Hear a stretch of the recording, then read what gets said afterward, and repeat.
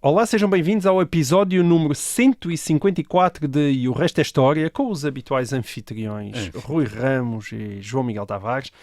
No dia 5 de julho de 1932, está agora a fazer 90 anos, António de Oliveira Salazar foi nomeado Presidente do Conselho de Ministros pelas mãos do Presidente da República, Óscar Carmona, e passou assim a ser oficialmente chefe do governo português. A partir daí, portanto, o resto, não é? O resto são 4 décadas de história, a que se convencionou chamar Estado Novo, como sabemos, mas o que eu te propunha, Rui, era que hoje conversássemos um pouco sobre a pré-história do salazarismo. Todos sabemos que Oliveira Salazar se destacou como Ministro das Finanças a partir de 1928 e que nessa tomada de posse ele dissera premonitoriamente: sei o que quero e para onde vou. A minha pergunta é esta. Será que ele sabia? Ou seja, a construção do Estado Novo já estava na cabeça de Salazar em 1928? Ele já se via a si próprio como o líder que queria marcar o século XX português? Salazar manobrou e conspirou para que em plena ditadura militar fosse capaz de emergir como político civil, não é? Capaz de suplantar o poder daqueles que o escolheram para o lugar. Basicamente, como é que isto tudo se passou, Rui? Bem, mas fazes uma boa pergunta, que é... Muito obrigado, Rui. Como é habitual, esqueces sempre de acrescentar. Não, as perguntas são sempre boas, as respostas nem sempre, mas as perguntas são. E a questão é a interpretação que fazemos, por exemplo, de detalhes como esta frase, sei o que quero e para onde vou, que parece adquirir quase a natureza de uma previsão, certo. Quer dizer, de uma profecia. Exato. Estou aqui para ficar para sempre. A pitonisa de Santa Comba. Sim, e eu creio que nós temos essa tendência, ao fazer a história de Salazar, de começar pelo fim e projetar o fim no princípio. E para ser que tudo estava determinado, tudo estava escrito, tudo estava definido e não havia outra coisa que pudesse acontecer que não ser aquele senhor vir a ser Ministro das Finanças e depois chefe do governo, e estar lá depois mais 36 anos como chefe do governo até 1968. E eu creio que valia a pena, enfim, alguns autores já têm começado a questionar essa maneira de ver a história de Salazar e de facto valia a pena começar por colocar-nos a questão de saber se era previsível em 1928 que Salazar viesse a ser chefe do governo, como se tornou 4 anos depois. E eu creio que se nos colocarmos em 1928, a resposta tem de ser não era. Não era previsível. Não era previsível. E há 2 razões para isso. A primeira é a razão mais óbvia. Em 1928, Portugal está sob uma ditadura militar. O Presidente da República é um militar, o General Carmona. O chefe do governo era um militar. Tinham sido militares, uma parte dos ministros também eram militares, vários generais, e em 1928 devia pensar-se, e Salazar também devia pensar assim, esse é que é o ponto, que enquanto houvesse ditadura, deviam ser os militares a estar nos postos de direção, de comando, ou até mesmo de arbitragem. Porquê? Porque só as Forças Armadas... Isto era um raciocínio perfeitamente razoável, banal, razoável. Só as Forças Armadas é que podiam manter uma ditadura em Portugal contra aqueles que eram, digamos, a alternativa à ditadura, que era o domínio do Estado pelos grandes partidos republicanos, que era o que tinha acontecido entre 1910 e 1926. E só oficiais superiores das Forças Armadas é que podiam representar e dirigir esse poder militar, que era a alternativa repressiva aos partidos da República. Aliás, havia também uma outra questão, a natureza do próprio governo que Salazar integra em 1928, quando se torna Ministro das Finanças. Este governo é uma espécie de mini-parlamento, onde estão representadas as várias correntes políticas que aceitam o poder militar. republicanos conservadores, católicos como Salazar, monárquicos, toda a gente está lá representada. Portanto, aquilo é um mini-parlamento. O que faz com que o chefe do governo tenha de ser alguém, um árbitro, um moderador ali naquele mini-parlamento que é o próprio governo. Isto é, o parlamento está fechado, é uma ditadura, mas é o governo que funciona como uma espécie de parlamento representando os vários grupos. Enfim, os ministros tendo sido escolhidos como representantes dos vários grupos que apoiavam a ditadura militar. E, portanto, sim, Salazar representava uma dessas correntes, a dos católicos, os católicos próximos dos bispos, enfim, o cardeal patriarca até era cerejeiro, era amigo de Salazar, portanto ele estava próximo da Igreja, ele era um político católico, tinha sido eleito deputado em 1921, já falámos disso, e portanto era isso que ele representava ali, mas essa parte não se podia pretender representar o todo, nem arbitrar o todo. Portanto, em 1928, Salazar entra como mais alguém, uma componente de um ramalhete em que as outras componentes tinham também estar, em que ele não podia, à partida, aspirar a ser o moderador. Isso parecia competir, sobretudo, a um militar que poderia aparecer ali como imparcial em relação às várias correntes políticas. Tu achas isso na perspectiva do próprio Salazar? Ou seja, o próprio Salazar também concordava com isso? Acho que Salazar deveria... Em 1928 era assim que certamente estaria a haver. Mas um ministro das Finanças não era um ministro mais poderoso do que qualquer outro? O ministro das Finanças era um ministro poderoso. Nos anos 20 tinha sido um ministro poderoso, porque o Estado tinha um grande problema em termos de equilíbrio do orçamento, que se repercutia depois na inflação. A inflação era um grande problema nos anos 20. Portugal tinha tido uma das maiores inflações depois da Primeira Guerra Mundial na Europa. Portanto, era uma grande questão. A questão da inflação e, portanto, do equilíbrio orçamental era uma grande questão. E, portanto, o Ministro das Finanças ia ter um papel enorme no governo. Aliás, Salazar estabelece logo isso, aquela regra de que não há despesas que não sejam aprovadas pelo Ministro das Finanças, o que fez dele uma espécie de ditador das finanças. Portanto, havia a ditadura militar e depois a ditadura das finanças, mas isso não queria... Essa ditadura tinha, obviamente, uma dimensão política, na medida em que dizia respeito ao governo e às grandes decisões de governação, mas isso não queria dizer que o ditador das finanças pudesse tornar o ditador por excelência, ou definitivo. Muito bem. Portanto, além disso, há outra coisa que se julga em 1928. Ainda estamos, portanto, em 1928, estamos a chamar a atenção para o momento em que Salazar se tornou chefe de governo em 1932, mas estamos a olhar para esse momento a partir de 1928, que é para perceber se era fatal ou não era fatal. Ora bem, em 1928, um outro dado a ter em conta é que não se julgava que a ditadura militar fosse para durar para sempre. Aliás, os militares tinham dito em 1926, quando tomaram o poder, fecharam o Parlamento e depois restringiram a atividade dos partidos políticos, que vinham sobretudo dar ao país a possibilidade de resolver os seus problemas que em regime parlamentar, um parlamento com vários partidos, não tinha sido possível resolver. Portanto, eles vinham criar ali uma espécie de um intervalo, um interregno, como lhe chamou Fernando Pessoa, para os problemas do país serem resolvidos por técnicos, como Salazar, um professor de finanças da Faculdade de Direito da Universidade de Coimbra, que tinha vindo lá de cima, tomar posse em Lisboa. Mas a ditadura tinha esta função, em 1928, tinha este horizonte limitado. Estava ali para resolver um problema. Mas isso era a opinião dos analistas da altura ou da própria ditadura militar? É um problema dos próprios... É uma opinião dos próprios militares. É algo que é assumido por toda a gente. É algo que está implícito.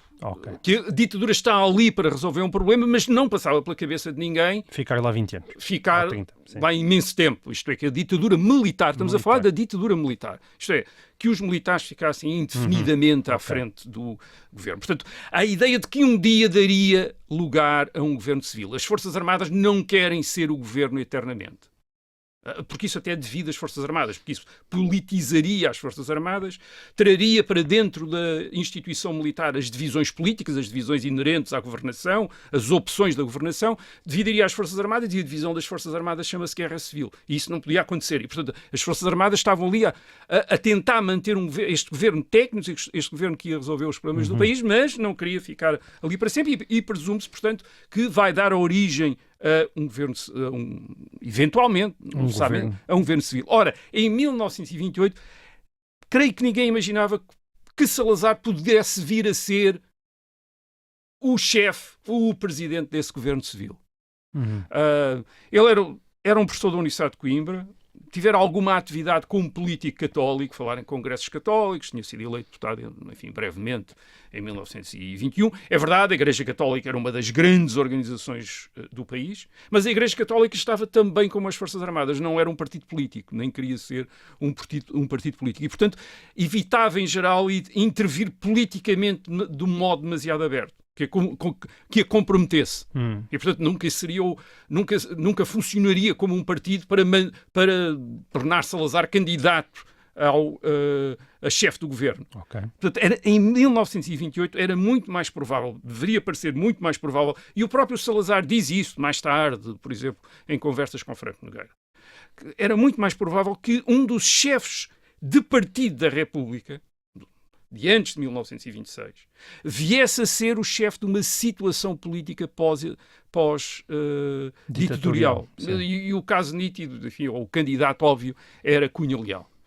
Cunha Leal era um líder da direita republicana, era mais ou menos da idade de Salazar, portanto também relativamente jovem, visto também como muito capaz, era um grande orador.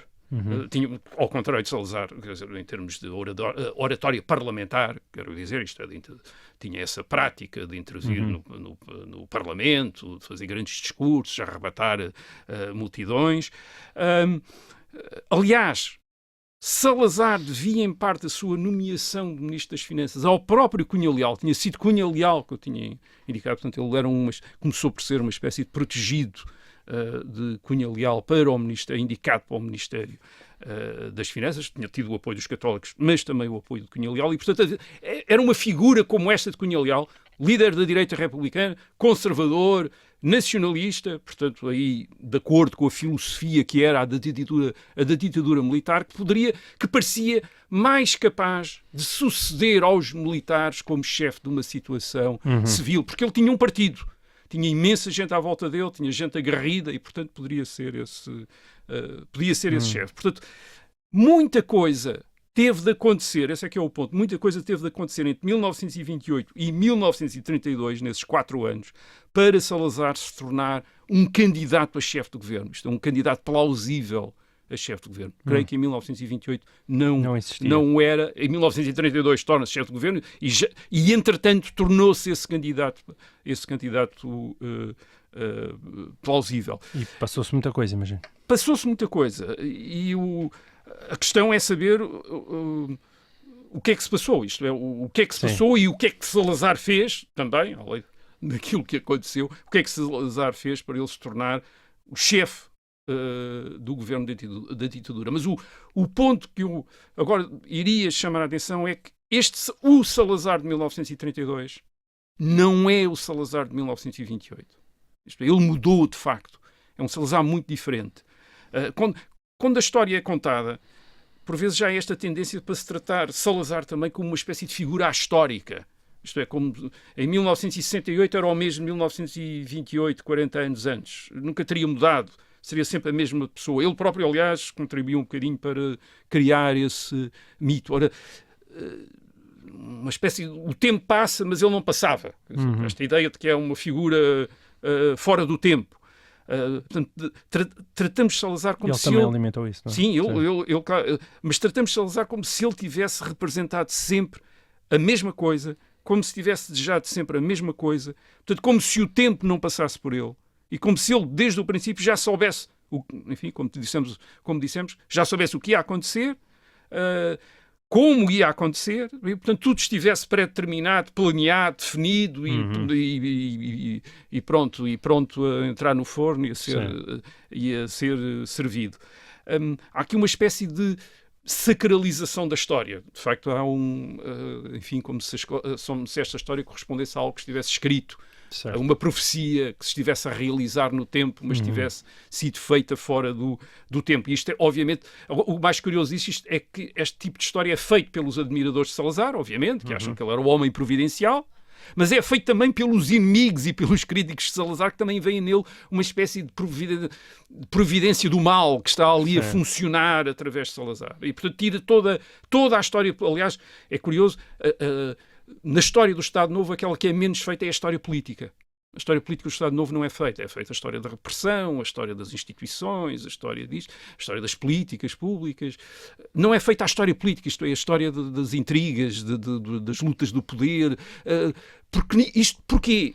E eu creio que não é feita porque isso não encaixa nesta visão sacralizada que tanto inimigos como admiradores de Salazar têm desta história. Isto é, de facto, os acontecimentos são irrelevantes. Salazar estava para vir e estava para durar e, portanto, tudo aquilo que aconteceu é absolutamente irrelevante, aquilo que ele fez é irrelevante, nada interessa, aquilo estava feito e, portanto, vamos apenas tentar compreender os fatores estruturais desse fenómeno. O teu argumento é que ele se fartou de mudar, é isso? Sim, eu acho que Salazar mudou muito, aliás, mudou muito ao longo de 40 anos, entre 1928 e 1968, mas não é essas. Sim, não é dessa história para hoje, não é? Mas mudou muito também entre 28 e 32. 1928 e 1932. Como disseste, ele conspirou muito, ele falou imenso com imensa gente. E passou a ser olhado de outra maneira entre 1928 para 1932. Aliás, a situação também mudou muito entre 1928 e 1932. A ditadura, que em 1928 era, como eu disse, vista como uma situação provisória, como um regime com um tempo, com um prazo... Uma espécie de intervalo, não é? Sim, esse interregno, quer dizer, com um limite. A ditadura passa a ser entendida como um regime durável, isto é, como um regime que está para durar, e enquanto regime que está para durar, os militares passam a ser vistos como menos importantes do que os ideólogos, isto é, do que os políticos que têm uma doutrina, que têm ideias para a ditadura durar, que têm um conceito para durar. E nesta nova concepção da ditadura, os militares devem apoiar, mas a direção deve caber a estes doutrinários, a esta gente que tem uma visão. E Salazar, obviamente, contribuiu para isso. Contribuiu para isso com os seus discursos, a falar de um novo tipo de regime autoritário e corporativo. Ele lança isso, mesmo como Ministro das Finanças. Fala da ideia do que é que se devia seguir à ditadura militar, que não tinha de ser o regresso ao regime parlamentar que havia antes de 1926. Ele é um daqueles que advoga e elabora muito este tópico, mas um novo regime político. Isto é, um Estado novo. A ideia do Estado Novo é mesmo essa, é um Estado novo, literalmente. Isto é uma coisa que não existia antes. E isto, obviamente, não foi só conseguido pela sua retórica, pela sua argumentação doutrinária, mas é conseguido, eu diria, de duas maneiras. Bem, a primeira coisa que ele fez foi explorar muito bem o que aconteceu entre os anos de 1928 e 1932. Por um lado, a grande crise financeira mundial de 1929, que deu origem à grande depressão económica e que fez a maior parte dos países renunciar ao comércio livre, instituir sistemas de proteção alfandegária, fecharem-se ao comércio uns dos outros, aumentou imenso a intervenção do Estado nos vários países, inclusive nos Estados Unidos da América nesta época, de maneira que se começou a imaginar que o mundo não tinha de continuar a ser como tinha sido definido no século XIX. Okay. Este mundo de comércio livre, este mundo de Estados liberais. Isto é, começou-se nesta passagem dos anos 20 para os anos 30, sob o impacto da grande crise económica mundial, começou-se a imaginar que o mundo podia ser completamente, podia e devia, aliás, para alguns, devia ser completamente diferente, e que novos regimes que tinham já aparecido antes, como as ditaduras, a ditadura comunista na Rússia, estabelecida por Lenin em 1917, ou a ditadura fascista na Itália, estabelecida por Mussolini em 1922, que tinham ficado como digamos, regimes mais ou menos isolados na Rússia e na Itália. Enfim, tinham admiradores em muitos países, mas não tinham tido réplicas até então, e de repente começam a ser vistos como modelos. Isto é, como modelos daquilo que pode vir a ser o futuro da política. Portanto, este é algo que acontece na passagem dos anos 20 para os anos 30. Digamos que o horizonte do possível abriu-se para outras formas de governo, sim, de organização dos Estados, que não pareciam ser possíveis para quem vinha da cultura do século XIX, parlamentar, comércio livre, parlamentos, essas coisas todas. Tudo isso, de repente, para alguns autores, aliás, até pareceu velharias. Certo. Isto é coisas de antigo regime. Certo. É coisas de antigo regime. O século XIX seria um novo antigo regime, certo, e agora se entrasse em novos tempos, e esses novos tempos eram marcados por estes novos tipos de regimes. Portanto, isso acontece internacionalmente. Dentro do país também acontece qualquer coisa entre 1928 e 1932. A esquerda republicana provou nestes anos que não está disponível de maneira nenhuma para aceitar qualquer regime civil que saia da ditadura militar. Isto é, a esquerda republicana, que representava os grandes partidos, os partidos dominantes da República até 1926, quer derrubar a ditadura militar para chegar ao poder de maneira violenta. Não está disposta a aceitar uma transição. Porque quer, imediatamente a seguir à ditadura militar, assumir o predomínio que tinha antes. E, portanto, não está disposta a aceitar uma transição em que possa ser outro tipo de forças políticas que venham a predominar no governo. Certo. Isto é, por exemplo, a direita republicana, como o Cunha Leal, vir a governar. Para a esquerda republicana isto está fora de questão. O espectro do reviralho. Sim, o chamado reviralho, isto é, o regresso a antes de 1926. Portanto, começou-se a tornar claro que se a ditadura aligeirasse a repressão e começasse a tolerar a atividade de partidos políticos, seria imediatamente submergida pela insurreição da esquerda republicana. Isto é, que a esquerda republicana iria aproveitar isso para lançar uma insurreição. E isso ainda se tinha tornado mais claro em 1931, porque em 1931 tinha acontecido uma coisa que é também fundamental, que é a queda da monarquia em Espanha. A queda da monarquia em Espanha cai e o governo é assumido pela esquerda republicana espanhola. E, portanto, isso, digamos que entusiasma a esquerda republicana que está na oposição à ditadura militar em Portugal. Isto é, quer também regressar ao poder, tal como os seus correligionários estão em Espanha.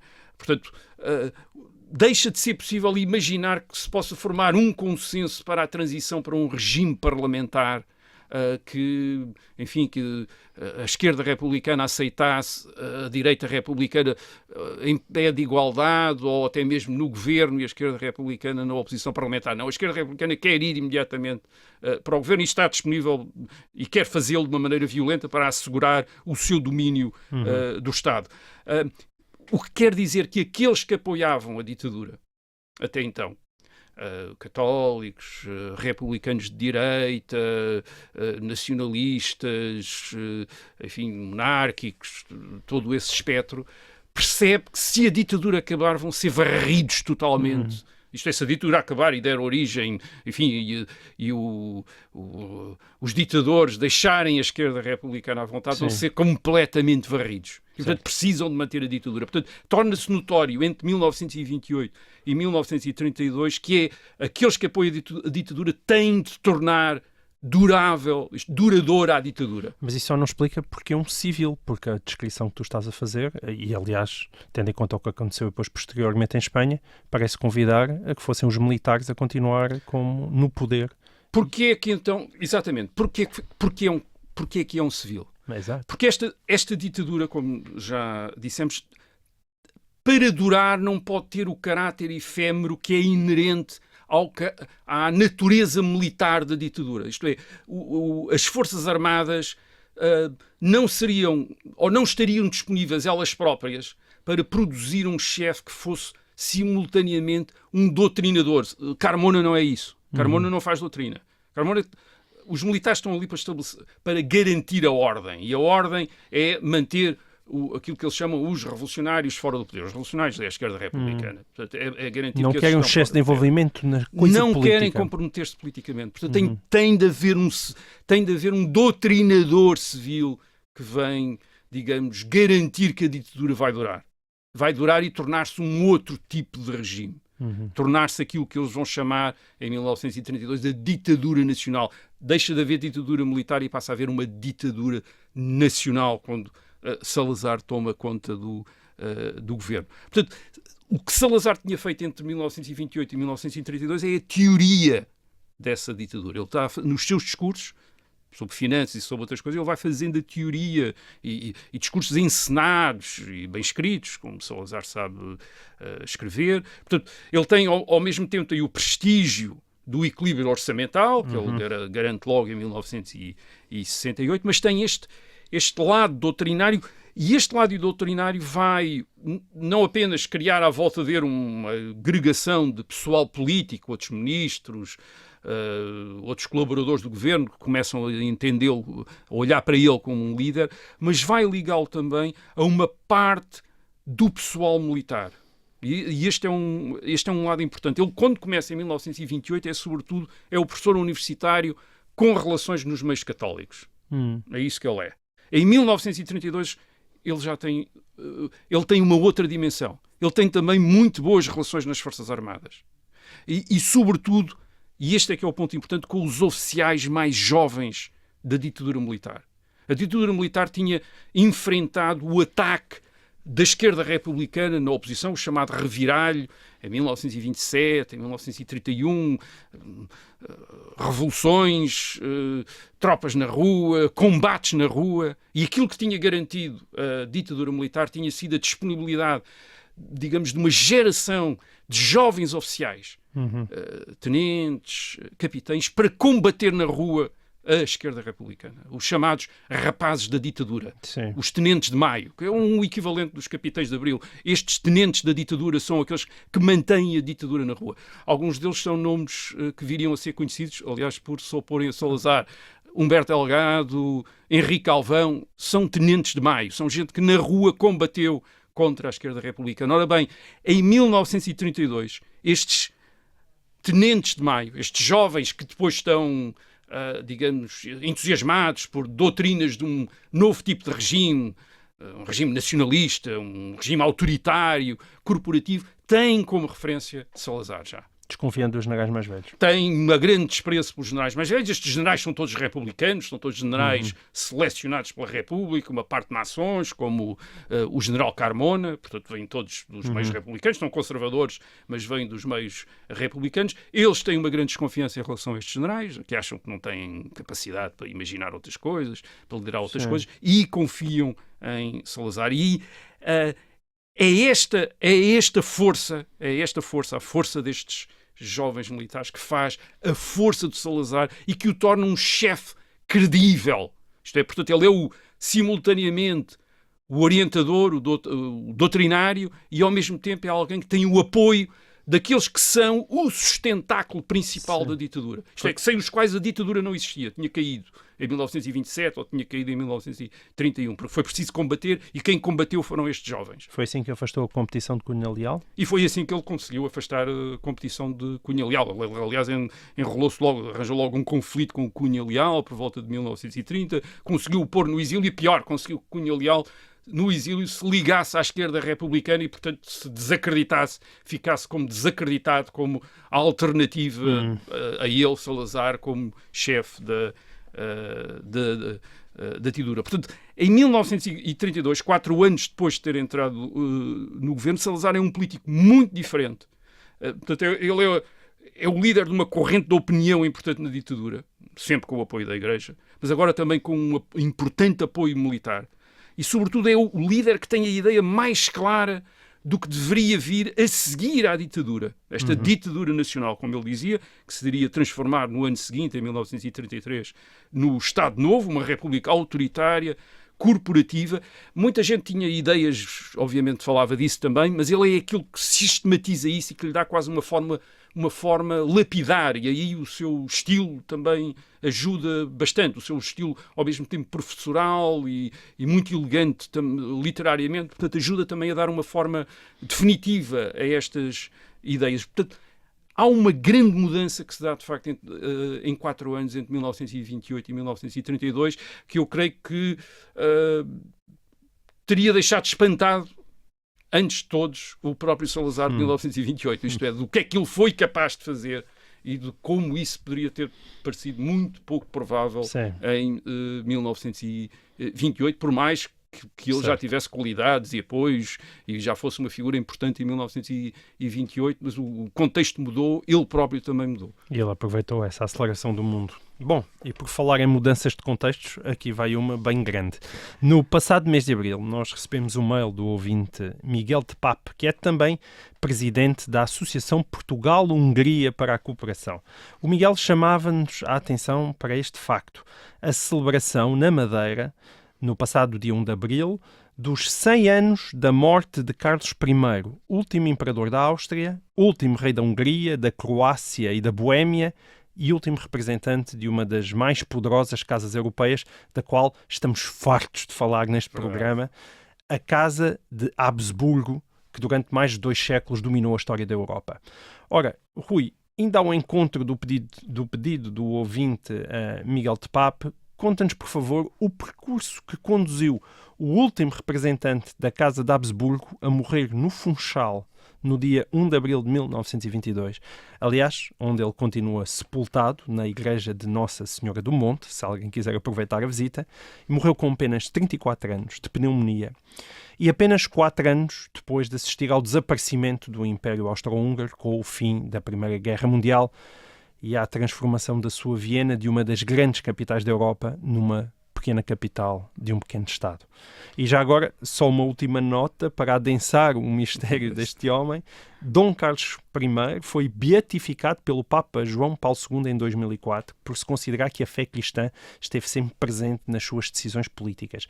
Quem foi então este Carlos I, Rui, e porquê é que o último imperador Habsburgo morreu em território português em 1922? Sim, isso é espantoso. É uma história muito interessante. Isto é o último imperador da dinastia de Habsburgo, que veio morrer à Madeira há 100 anos, em 1922. Bem, a primeira razão é aquela que referiste. O império de que ele era imperador tinha acabado. Aquilo que no princípio do século XX chamamos às vezes o Império Austro-Húngaro, era um Estado liderado pela dinastia de Habsburgo, a dinastia de Habsburgo que estava à frente do Sacro Império Romano Germânico desde o século XVI. Ora bem, em 1806 o Sacro Império Romano Germânico tinha acabado e tinha aparecido os Habsburgos tinham criado este Estado em que tinham mantido o título de imperadores, como imperadores da Áustria, e depois reis da Hungria, reis da Boémia e por aí fora. Portanto, depois eram reis de uma série de coisas. Era um Estado que incluía o que é hoje a Áustria, o que é hoje a República Checa, a Eslováquia, mais a Hungria, e uma Hungria muito maior do que hoje, portanto, no sentido em que incluía, por exemplo, uma grande parte da Roménia, Ucrânia, etc. Ao longo do século XIX, este Estado dos Habsburgos tinha-se expandido nos Balcãs, portanto, ocupando territórios que até aí tinham estado sob a administração do Império Otomano. À medida que o Império Otomano digamos que recuou, esses territórios foram ocupados ou pela Rússia e também pelo Império Austro-Húngaro, no caso da Eslovénia e da Croácia, daquilo que foi depois a Jugoslávia, enfim, e que fazia parte também deste Império. Agora, eles tinham perdido, os Habsburgos tinham perdido muita influência, sobretudo a influência naquilo que viria a ser em 1871 a Alemanha. Aliás, o aparecimento da Alemanha unificada pelo rei da Prússia, que se tornou imperador da Alemanha, tinha representado uma grande derrota dos Habsburgos. Eles é que eram a figura dominante entre os vários Estados alemães e são substituídos pelo rei da Prússia nessa função. Houve, aliás, uma guerra. Não? Há uma guerra em 1866 em que eles são derrotados, os austro-húngaros são derrotados pelo rei da Prússia, e é o fim da sua influência naquilo que depois vem a ser a Alemanha. Isto é um imenso conjunto de estados, reinos, cidades, etc., em que tradicionalmente este imperador Habsburgo era a figura que lá dominava, e é substituído pelo... E em 1914 o Império já não era grande império. Já não era um grande império, era visto em toda a Europa como uma espécie de Estado vassalo do Império Alemão. Isto é, tinha-se tornado uma espécie de Estado dependente do Império Alemão. A Primeira Guerra Mundial, em que a Áustria-Hungria entra ao lado da Alemanha, aliás, entre a primeira Áustria-Hungria, depois a Alemanha segue, mas é entendido bem, na Europa como tendo sido a Alemanha que tinha dado, digamos, licença à Áustria-Hungria para atacar a Sérvia, depois do assassinato do herdeiro do trono imperial nos Balcãs. O Franz Ferdinand, que, enfim, em agosto de 1914 é assassinado, isto por um militante sérvio. Isso dá origem ao ultimato da Áustria-Hungria à Sérvia, que a Sérvia recusa. Começa a Primeira Guerra Mundial. A Primeira Guerra Mundial não corre nada bem, como disseste. A Áustria-Hungria luta em duas frentes, tal como a Alemanha, contra a Rússia a leste e contra a Itália e a Sérvia a ocidente. Com a ajuda do Império Alemão, vence a Rússia. Aliás, o Império Alemão vence a Rússia, mas a Áustria-Hungria também faz parte dessa vitória. Mas em 1918 afunda-se em Itália, na frente italiana. Os exércitos austro-húngaros praticamente desfazem-se, e nessa altura, aliás, nessa altura a Áustria-Hungria já está muito decidida, o governo austro-húngaro, a separar-se da Alemanha e a tentar obter digamos, um acordo, um armistício com os aliados. Ora, uma coisa que tinha acontecido durante a guerra é que tinha havido uma sucessão dinástica. Isto, além destas derrotas todas, a Áustria-Hungria tinha, em 1914, ainda o mesmo imperador que tinha tido em 1848, que era o imperador Franz Josef. Tinha nascido em 1830, uns 80 e tal anos. Ele morre em 1916 e o seu sucessor, depois do assassinato do herdeiro Franz Ferdinand, é um sobrinho-neto de 29 anos, que é precisamente este Carlos de Habsburgo. A guerra, quando Carlos de Habsburgo se torna imperador, a guerra está a correr mal, está a correr profundamente mal. Em 1916? Em 1916. Não apenas porque, enfim, nas frentes de combate as coisas não estão a evoluir, mas também porque os aliados, as potências aliadas, tinham criado uma espécie de um embargo à volta dos impérios centrais da Alemanha e da Áustria-Hungria, que tinha provocado uma grande escassez de alimentos, literalmente fome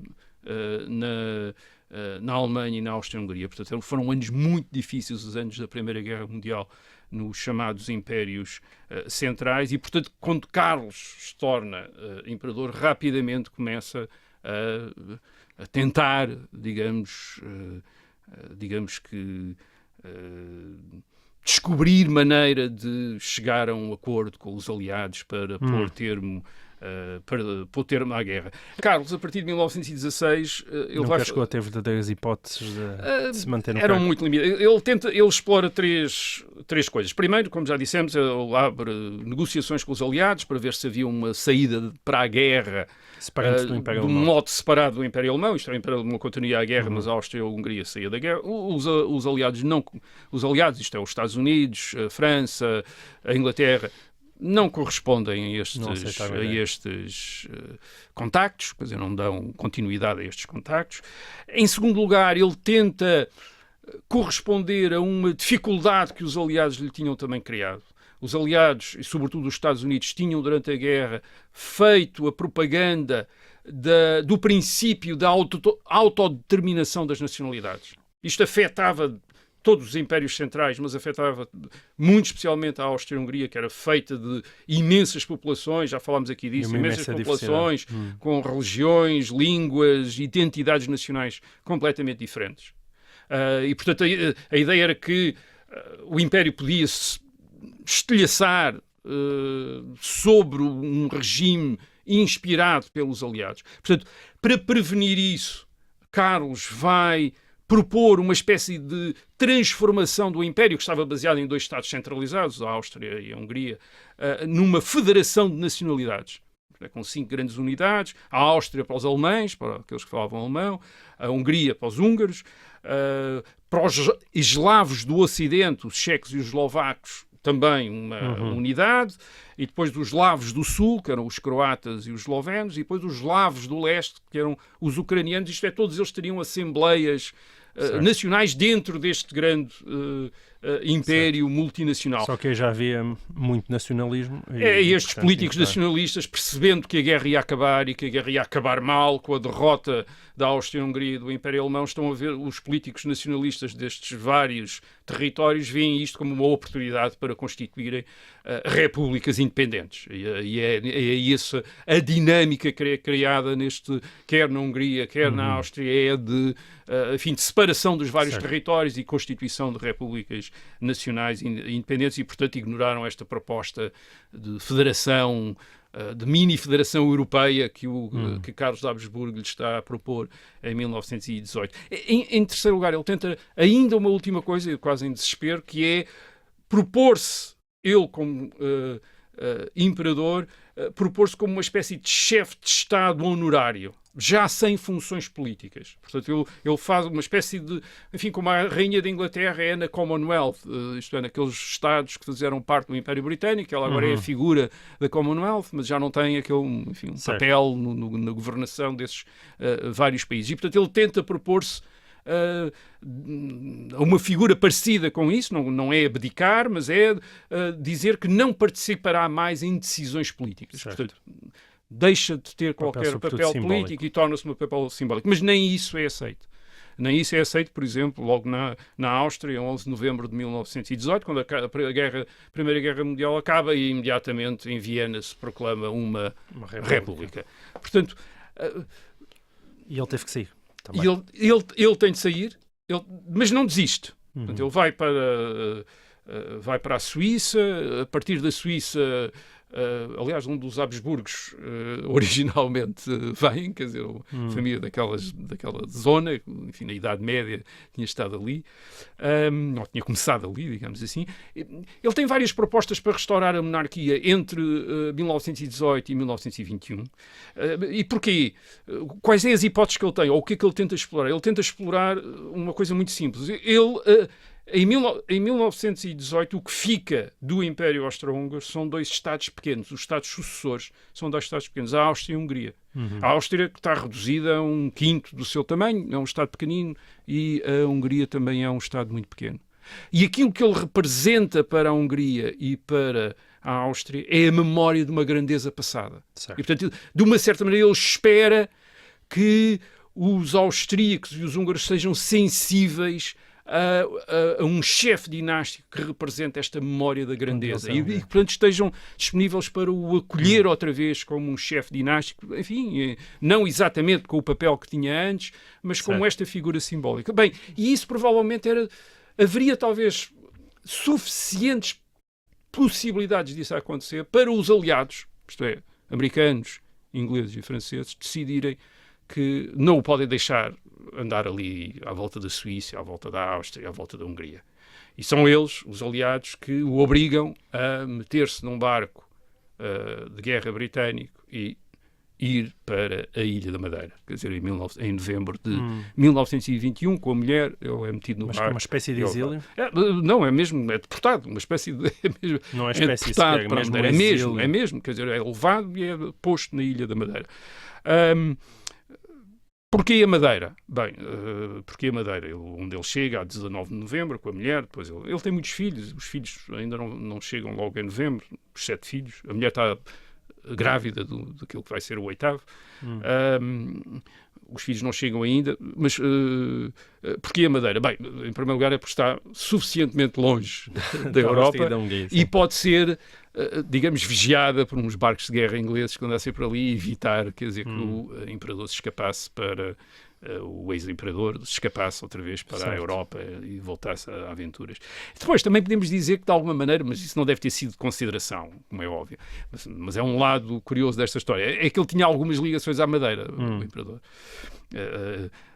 Primeiro, ele era neto de uma infanta portuguesa, da infanta Dona Mariana, que tinha casado com o rei da Saxónia, portanto avô do Carlos de Habsburgo. Portanto, Carlos de Habsburgo é bisneto da rainha Dona Maria II de Portugal.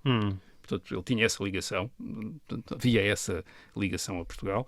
E depois a Madeira, curiosamente, já tinha estado, digamos, no roteiro turístico da dinastia imperial austríaca. Nomeadamente a Imperatriz Isabel, portanto, a mulher de Franz Josef, o imperador que tinha morrido em 1916 e que era tio-avô de Carlos, portanto, Carlos era sobrinho-neto. Portanto, a sua tia-avó, a Imperatriz Isabel, a famosa Imperatriz Sissi, como era que depois ficou conhecida. popularizado no cinema. Exatamente. Ela tinha visitado a Madeira. Tinha visitado a Madeira em 1860, quando ela tinha 23 anos e estava numa crise de saúde e de nervos. Sim. A Madeira tinha esta reputação de uma espécie de estância favorável para a saúde, para a recuperação da saúde. Portanto, ela tinha estado na Madeira, tinha estado vários meses, aliás, na Madeira. A Agostina Bessa Luís escreveu um romance sobre isso, chama-se A Corte do Norte, quer dizer, que é precisamente sobre a estadia da Imperatriz no Funchal, lá numa quinta. Carlos, o seu sobrinho neto, também vai para o Funchal, fica lá numa quinta que lhe é cedida por um banqueiro, enfim, que o deixa lá viver. Portanto, enfim, digamos, havia esta preferência que aliás, a Imperatriz Isabel mostrou, porque teve em 1860-61 e depois voltou em 1893-94. Tirou fotografias lá, vestida à madeirense, aprendeu a tocar lá uns instrumentos musicais madeirenses, a própria Imperatriz. Portanto, o sobrinho neto... Mas a Funchal tinha fama de boa saúde, mas não lhe correu nada bem. Não lhe correu nada bem. Ele não viveu muito tempo. Chega, aparentemente terá sido uma pneumonia que terá apanhado e, portanto, ele vive menos de 5 meses no Funchal e, como disseste, está sepultado na Madeira. A beatificação dele em 2004 é o resultado. Bem, ele era muito devoto, enfim, era uma pessoa verdadeiramente cristão. Tinha seguido ou tinha adotado um bocadinho a filosofia do Papa Bento XV, que é o Papa durante a Primeira Guerra Mundial, quis acabar com a guerra, portanto ele de alguma maneira tinha-se inspirado também em Bento XV nos seus contactos com os aliados para acabar com a guerra. Obviamente pode-se explicar esses contactos com os aliados como uma necessidade extrema do Estado austríaco, mas também de alguma maneira das suas convicções cristãs e pacifistas. E depois, além disso, tem este fim, digamos, trágico, muito jovem, a morrer, e entende a sua morte. Ele, quando percebe-se que está a morrer, enfim, está doente, com a pneumonia, não há aqueles meios que hoje há para acorrer a essas situações. Ele entende essa sua morte como uma espécie de martírio, isto é, morrer pela Áustria, para a Áustria-Hungria, oferecer isso ao povo austro-húngaro até como um modelo de paciência, de resignação, e portanto isso também cria um bocadinho uma lenda enfim, um bocadinho mística à sua volta, que depois a própria família imperial, digamos que não podendo ter soberanos, quer ter pelo menos santos. E, portanto, contribui também para isso, isto é, para criar essa ideia, e ele, portanto, acaba por ser beatificado em 2004, enfim, e de facto tinha sido um cristão extraordinariamente devoto e, portanto, enfim, o Papa João Paulo II que faz essa beatificação. Muito bem. Rui, no Campeonato dos Livros, muito rapidamente, tu trouxeste-nos uma recomendação para a primeira parte, sobre Salazar. Sobre Salazar, o ano passado saiu esta biografia escrita por um académico americano, o Tom Gallagher. Salazar, o ditador que se recusa a morrer. O Tom Gallagher estuda o salazarismo há muitos anos, há mais de 40 anos. Tem trabalhos sobre o salazarismo, enfim, fez um estudo bastante interessante sobre o ministro da Defesa de Salazar, um dos principais contactos militares de que aqui falei, que é o inicialmente começou por ser capitão Fernando Santos Costa e depois vem a ser o general Santos Costa, e curiosamente Tom Gallagher ainda conheceu, ainda entrevistou. Portanto, ele foi o Fernando Santos Costa morreu em 1982, aqui em Portugal praticamente ninguém quis saber dele. Foi o Tom Gallagher que chegou aqui, enfim, para estudar o salazarismo e apercebeu-se daquilo, uma dos principais colaboradores de Salazar ainda está vivo e, portanto, teve uma correspondência com ele, conversou com ele, entrevistou e portanto, esta enfim, é uma das mais recentes adições, portanto, à literatura sobre Salazar, e é um livro que vale a pena ler. E que está disponível nas livrarias, às vezes não é sempre está disponível. Sim, às vezes este é um livro que saiu o ano passado. Ok, aqui está então. O ditador que se recusa a morrer. Das publicações do Don Quixote. Muito bem, então vá, até para a semana.